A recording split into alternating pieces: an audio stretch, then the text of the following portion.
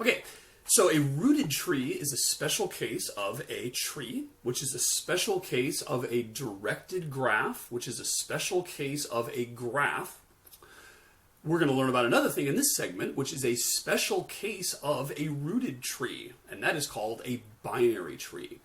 Binary tree is a rooted tree which has another property, and you might be able to guess what it is from the name. It is a tree in which every node has at most 2 children. So in the previous examples, I was showing you a rooted tree which had maybe 3 or 4 children per node, right? There's no limit in a general rooted tree as to how many children you can have, just like in real life, right? It's only limited by the size of your piece of paper or the size of your house. But a binary tree, we're going to especially impose the constraint that says you can only have 2 children per node. And it turns out that's going to be very useful in many applications. Notice it has nothing to do with binary numbers. It's just that the number 2 is involved, and that's essentially what binary means, right? Like a binary operator was an operator like Cartesian product or union that took 2 operands, right? So a binary tree is one where each element has at most 2 nodes. Now, one of the questions you might be asking is how to traverse a tree. And so we talked when we looked at graphs how that wasn't so simple a question, and there are actually 2 different ways we looked at, the breadth first and the depth first approach. Turns out there are going to be 3 different ways to traverse a binary tree, and let's look at what those are. So first let's draw a binary tree. I'm going to draw one there, and I'm going to say we've got 2 nodes as children. We're going to say this one has 2 nodes. And by the way, in a binary tree, the nodes are not just, or the children rather, are not just children, they are the left or the right child. So instead of just saying, I have 2 children, you have to say which one is the left, which one is the right. And you can tell by the angle of my lines here, right? So this guy here, the left child is this one, but then this guy's right child is this one here. Okay, so let's label these. Let's label them A, B, C, D, E, F, G. Now, you might ask yourself the question, how would I go about traversing this tree? Again, traverse means I need to visit all the nodes and do something to them. So the question is, what order makes sense? And as I said, there are 3 different ways to do it, and those 3 are called pre-order, post-order, and in-order traversal. Pre-order, post-order, in-order. And some are more tricky than others. But here's what you do. In pre-order, what you do is you start at the top, and you're going to say, first let's visit the root, then let's visit the entire left subtree, then visit the entire right subtree.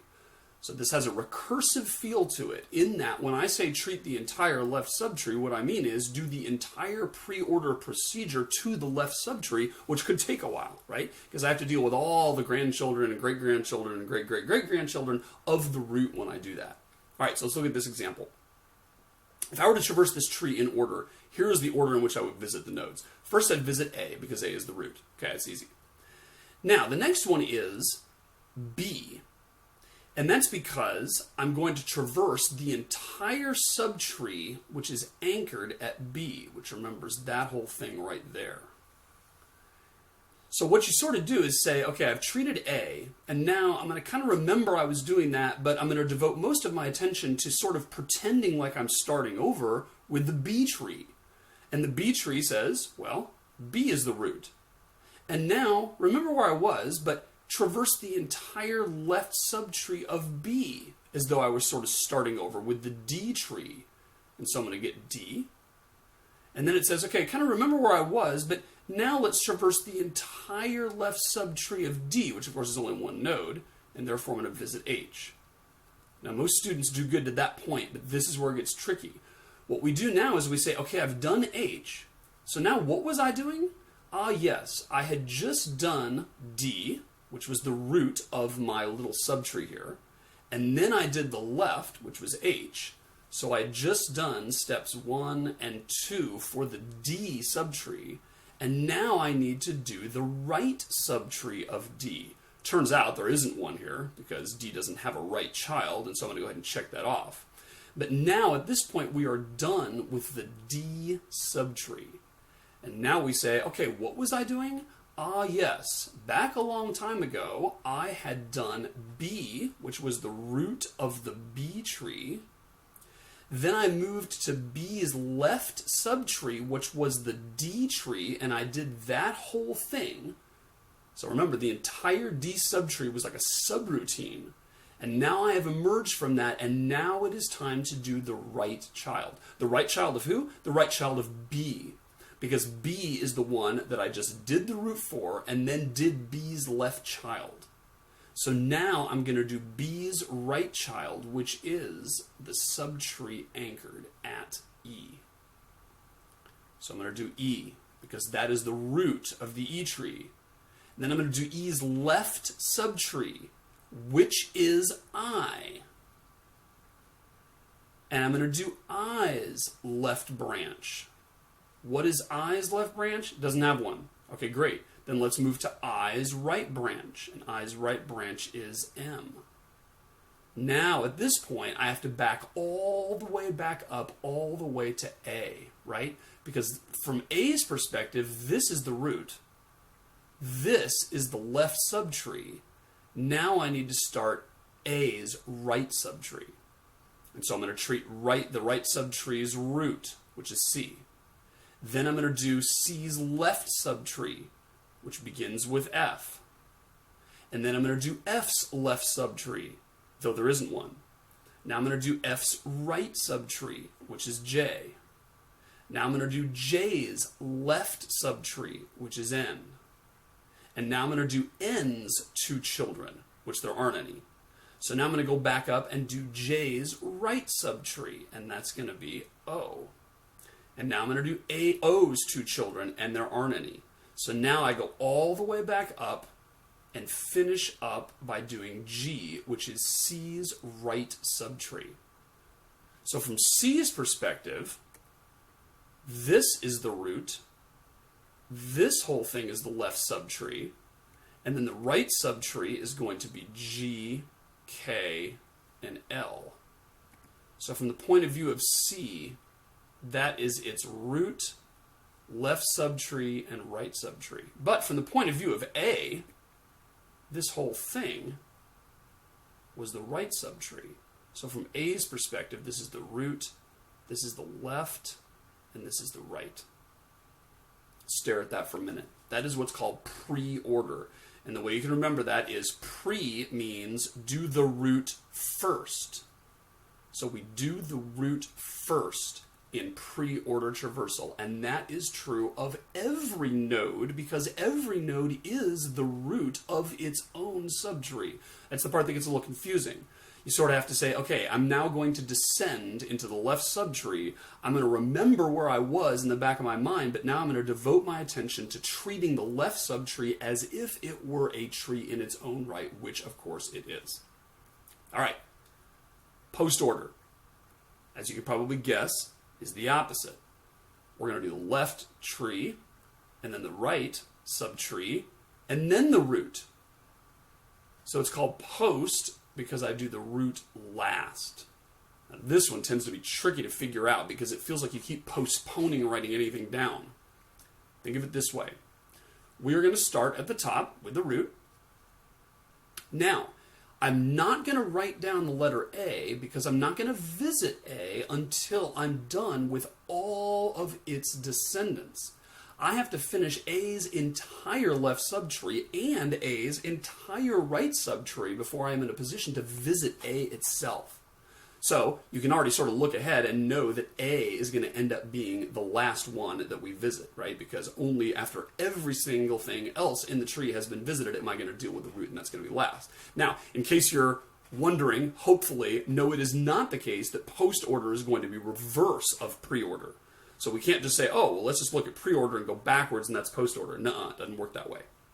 All right, so let's do post-order. First thing we do is we look at A and say, okay, I'm not going to write you down yet. Instead, I'm going to do the left subtree first. Okay, so now we look at B. And B says, okay, I'm not going to write B down. First, I'm going to do my left subtree. And then that is D's subtree. D says, well, I'm not going to write D down first. I'm going to do my left subtree. And now H says, well, I'm not going to write down H yet. I'm going to do my left subtree. But there isn't one. So I'm going to do my right subtree, and there isn't one. And then finally, I do myself. And so H turns out to be the first node that we visit in post order. Again, we're sort of postponing all the way down. We're saying A, but not till I do its children. Okay, B, oh, but not till I do its children. Okay, D, oh, but not till I do its children. Okay, H, who has no children. Now, as soon as we're done with H, now we can do D. And as soon as we're done with D, we can do what? You might think B, but that's not true, because remember, B is the root of its own subtree, and what we're going to do is we're going to do the left subtree, which I have now done. I've done B's entire left half. Now, before I do B itself, I have to do B's right half. And that's going to involve doing the E subtree. So how do we do the E subtree? Well, we don't do E right away because we're going to do that last. So first we have to do E's entire left subtree. That's going to be I. But we don't write down I yet because we have to do E's children. Or excuse me, I'm sorry, I's children.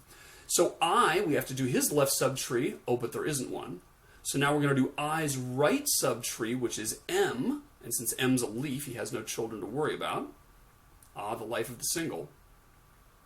And now we can finally do I. HDMI, I didn't even intend that. It's a sign, ladies and gentlemen. So, now I have done E's entire left subtree, and now I can do E's right subtree, which there isn't one, and so now I'm going to do E itself. And now that I've done E itself, I'm going to do B itself. So, from the point of view of B, here's what happened. This was the left subtree, this was the right subtree, and this was the root. So we've got left, right, and root. Now, am I ready to do A? No, because I have to do A's right subtree first. Okay, so how do we do that? Well, we do C. But of course we don't write down C, we have to do its children first, so we're going to do F. But of course we don't write down F, we have to do its children first, so we do F's left half, but there isn't one. So we do F's right half. Okay, so what's F's right half? It's J, but we're not going to write that down because we have to do its children first. So we're going to do N, which is a leaf, and then O, which is a leaf, and now finally do J. Now we're finally ready to do F. And now we go all the way back up to C, but of course we don't write down C yet because we have to do C's right subtree, which is this guy right here. So now we're going to do G. But we're not going to write down G because we have to do its children first. We're going to do K, and then L, and then G. And now we are ready to pop back up to C, and then finally ready to pop back all the way up to A. So, from the point of view of A, this was its left subtree. This was its right subtree. And this was the root. Now, stare at that and see if you can make any sense of it. Yeah, I thought not. Told you it wasn't backwards. It's nothing close to backwards. One begins with A, the other ends with A, that's about it. The rest of them are all scrambled in between there, and that's just the nature of trees. It is extremely non-linear. It's not simply a matter of saying, oh, well, we'll just go in order. We have to pick which order we treat the root and the left and the right child. Okay, so speaking of in order, you may or may not have figured this out. I didn't the first time I saw it.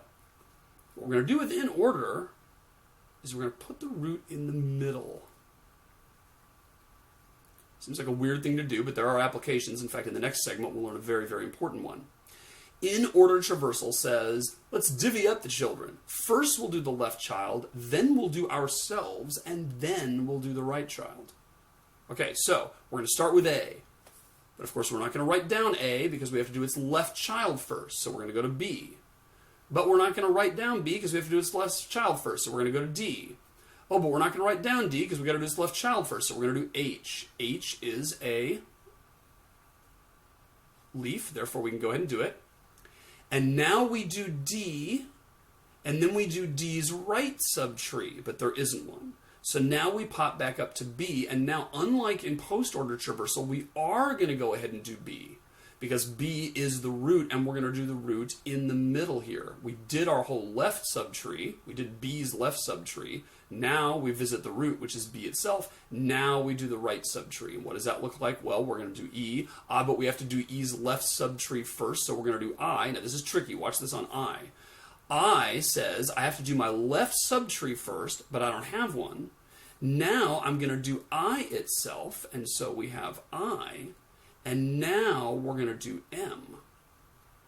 So notice I comes before M, but H comes before D, and that's because D had a left child, but I had a right child. So it very much matters whether or not you are the left or right child of something, even if you're the only child of that. Just being an only child doesn't fully specify it. You have to say, are you an only left child or an only right child?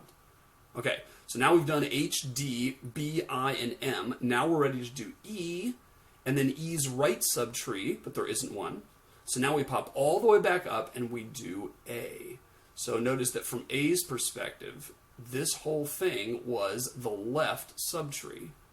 Then this is the root, and now we do the right subtree, which is C, but we have to do its left child first, so let's do F. But we have to do its left child first. There isn't one, so now we can do F. Now we do F's right subchild, which is J. Oh, but we have to do its left subtree first, which is N, and then J, and then O.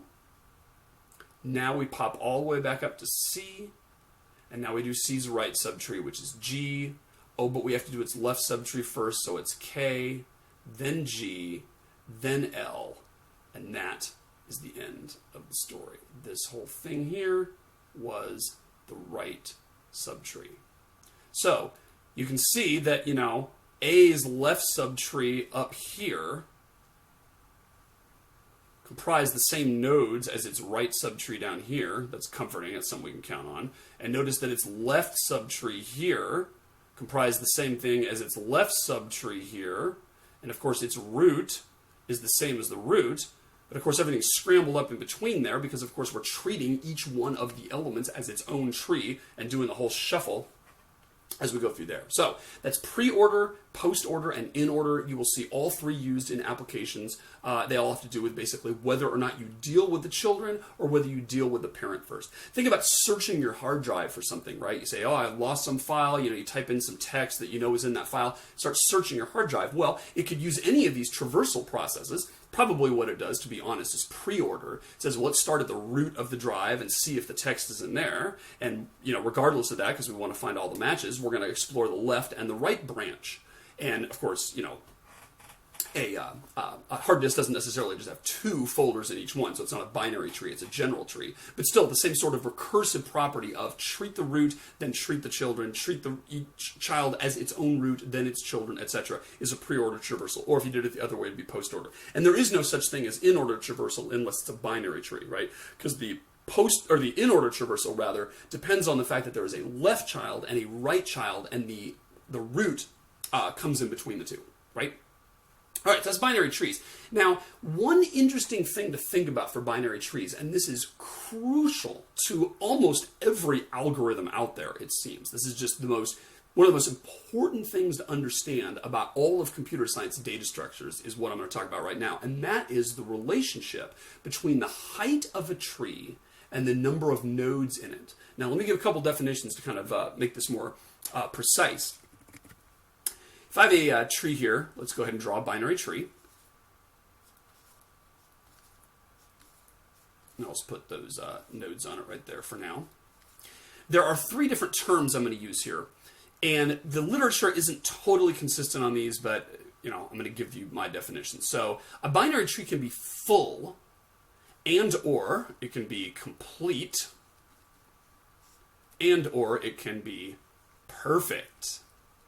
These all mean different things, but they all have to do with essentially how bushy and packed is the tree. All right, so let's do full. Full means that every node has 0 or 2 children. Seems like a weird definition, but essentially, of course, that means that no node has only one child here, right? So this binary tree that I've drawn is not a full binary tree, and that's because this node right here wrecks it. That node right there has only one child. All of the rest of them are okay, I think. And so if we were to add in another node there, then it would be a full binary tree. If I added this, it's no longer full. If I add this, it's no longer full. If I add this, still not full, but I add this, and now it is full again. And if I add this, it's not full, and if I add this, it is. So as long as every node that has some children has the full 2, it is considered a full binary tree. All right, now complete. A complete binary tree is sort of the same idea, except a little bit more so, and that is all levels are filled except possibly the last, which is filled from the left. Seems like a really weird definition, but when you start talking about heaps and heap sort and priority queues based on the heap data structure, which you'll learn about in a future class, it is fundamental that the tree itself is complete. Okay, so is this tree right here complete? And the answer is no, because I've got a full level there, I've got a full level there, I've got a full level there, I've got a full level there, but this bottom one isn't full. Now, of course, it doesn't have to be full. It could be full only from the left, but this one isn't even that. Now, if I add this here and this here, now it is a complete binary tree. And if I erase this node here, I erase more than one, now it is not complete, because now not every level is full by a long shot, right? In fact, we've got several missing levels. As soon as I add this, we have now completed level 2, but it's still not complete because it's more than just the last one that's incomplete. This one here also isn't filled. But if I add this one and then add this one, then that makes it complete. And if I continue to add left and then right and then left and then right and then left and then right, I'm always a complete binary tree. So if you just keep adding the nodes in this order, and then just like a typewriter, go back to the next level, or go down to the next level rather, etc., and keep going like this, it's complete. Okay, perfect. A tree is perfect if all levels are filled, period. So I would have to go ahead and add a left child, right child, left child, right child, left child, right child, left child, right child, left child, right child, left child, right child, etc. Finish up this whole row all the way to the end so that this thing is perfectly symmetric. It's a perfect triangle. And if I were able to do that, then it would be called a perfect binary tree, which is kind of a funny name, but that's what it's called. Now, notice, by the way, that not every number of nodes can have a perfect tree, right? So if I have one node, that is a perfect tree. I know it doesn't seem like it, but it is, right? Because every single level, there's only one, level 0, is filled.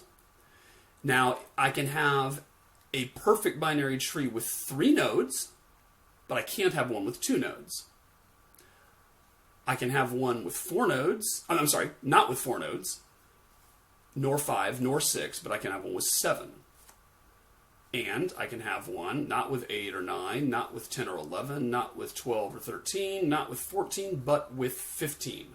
So any number of nodes can make a complete binary tree, but not a perfect one. Perfect one has to, work out like all the stars have to be aligned for that to come out. Now, here's the part that's critical to understand. All those definitions are, sort of useful sometimes, and you need to know them. But here's the big kicker. How many nodes are in a binary tree of height, and I'll say h, that'll be my variable here. That, my friends, is the $64,000 question. Let's make a little table. If the tree is of height 0, which is what this one was up here when all we had was that one node, if the height was 0, then we noticed that it had 1 node in it. If the height was 1, which was the case of this tree, then we noticed that it had 3 nodes in it. 2 had 7, if you recall. 3 had 15. Boy, these seem like bizarre numbers. There is a pattern to it, though, right? So right now what we got on the screen is a perfect binary tree of height 3. It's got 15 nodes. You can add all those up and make sure they're 15. Now, how many would it have if we had 14? There's a lot to draw, so I won't do it. But think about what's going to happen, right? It's going to have twice as many nodes on the next level as it did on this one. Here, it had 8 nodes. 1, 2, 3, 4, 5, 6, 7, 8. Each one of those is going to have its own left and right child all the way down the line, which means that level is going to have double the number of nodes. Therefore, we're going to be adding 16 nodes to the thing. And that's going to give us 31. If we then add another level, so the tree is of height 5, we're going to add 32 more nodes to it, which is going to give us a height of 63. Now again, this sequence of numbers may seem totally bizarre, but one way to kind of get your head around what's happening here is, if you just sort of fudge and add 1 to it, what you get is 2, 4, 8, 16, 32, 64, which is of course just doubling the number each time. So when it looks odd like this, it looks like kind of this weird sequence, but you got to realize that basically all this column is 2, and then 2 squared, and then 2, sorry, that's 2 to the first power, then 2 squared, then 2 cubed is 8, then 2 to the 4th is 16, then 2 to the 5th is 32, 2 to the 6th is 64, work it out if you don't believe me, etc., etc., etc. So what this basically works out to is that if the height is h, then that means I have essentially 2 to the h plus 1 nodes. And again, I'm fudging by 1, but that's not the important point. The important point is the big phenomenon that's taking place here. And the big idea is that every time you add just one level to the tree, add just one level, you are effectively doubling the number of nodes. Doubling the number of nodes. Hard to get your head around how big a deal that is. But you talk about a binary tree of height 20 or 30 or 40, you're talking about an astronomical number of nodes of just a tree that's of height 20 or 30, 40. That's nothing, man. You can fit that on a piece of paper vertically. But you talk about how many nodes are in that tree, it's astronomical. Now, the reason this is going to become important, and we'll look at this in the next segment, is that there are many algorithms, and many of the brilliant ones that make data structures fast to access, deal with this principle. They're going to have various operations like to look something up or to add a new thing to it or whatever that essentially are only going to require going down the height of the tree. So all you got to do is go from the root down node by node to some leaf. And that's going to end up being a pretty short distance. That's only going to be like 20 or 30 or 40 if we've got a binary tree of that height. But in doing so, you are essentially covering billions and billions and billions of different nodes.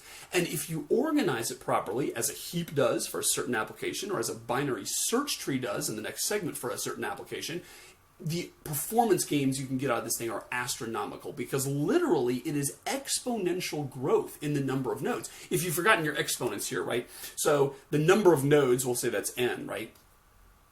Is essentially 2 to the h plus 1, right? Now, don't confuse that with h plus 1 squared, right? H plus 1 squared is a function, and that grows, and if you graphed it, it would look like this. If this down here is your h going on this axis, and this way here is your n going on this axis, then if you graphed h plus 1 squared, it would look like this. It would look like a parabola that would go up, and it would get steeper and steeper and steeper like that, right? So as you increase h, as you go right on this axis, you are increasing the size of n, you're increasing the number of nodes in your tree as you increase the height, and that's going up gently like this. Now, that is completely different than this guy here. That is a horse of an entirely different color. And if you graph that puppy, it looks like this. And it goes straight up, man. Unbelievable how fast that goes. To the point where if you're at h equals 12, and you just increase h to 13, that takes you from off the screen to out of my house. And if you go up to 14, that takes you from outside my house to like out of the atmosphere. And if you go up to 20, that takes you from like out of my house to out of the universe. Slight exaggeration, right? That's how fast this thing grows. Now, one thing you should know, just mathematically, a lot of students I've noticed are a little bit fuzzy on their logarithms. If you ask, what's the inverse of, x squared? Like if I say y equals x squared, what's the inverse of that? Well, the inverse of that is square root of y, right? Because squared and square root are the inverses of each other. One is, the opposite of the other, essentially, right? So the question is, what is the opposite of 2 to the something, like 2 to the x? And the answer is log. So that's a logarithm here. Now, the reason we write it LG, by the way, is because that's the base of the logarithm. LG means it is base 2. And usually we'll write ln if it's base e, that is called the natural logarithm, and we'll write log if it's base 10, that's called the common logarithm, right? In computer science, we deal with these occasionally, but this is the one that comes into play a lot. And the reason it's base 2, of course, is because that's what the nature of a binary tree is, right? Every time we add a level to the tree, we're doubling the number of nodes. We're not times 10ing it, and we're not times e-ing it, right? So it's not e to the something or 10 to the something, it's 2 to the something. But regardless of what the base is, exponential growth is what that's called. And exponential growth turns out to be an extremely powerful thing that makes a lot of applications that we do today with databases and with programs that access a lot of data and need to do it quickly, even possible to build.